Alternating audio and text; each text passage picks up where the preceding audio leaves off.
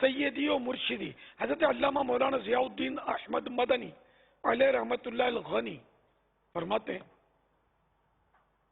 ایک مرتبہ انتظامیہ نے مسجد نبوی شریف علی صاحب الصلاۃ والسلام کے حرم انور کو صاف ستھرا رکھنے کے لیے فیصلہ کیا کہ حرم شریف میں کبوتروں کے لیے دانہ نہ ڈالا جائے. اس طرح کبوتر دانے کی تلاش کے لیے دوسری جگہوں میں منتقل ہو جائیں گے، چلے جائیں گے.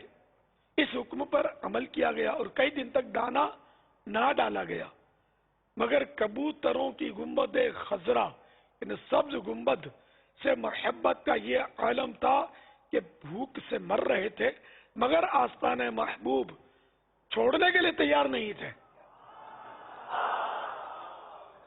اہل مدینہ نے اپنی آنکھوں سے یہ عشق و محبت بھرا منظر دیکھا. پھر دنیا میں یہ بات شہرت پکڑ گئی تو لوگوں نے حکومت کو تار دیے اور اصرار کیا. تب حکومت نے پھر حسب سابق کبوتروں کو دانہ ڈالنا شروع کیا. اللہ عز و جل کی ان پر رحمت ہو اور ان کے صدقے ہماری بے حساب مغفرت ہو.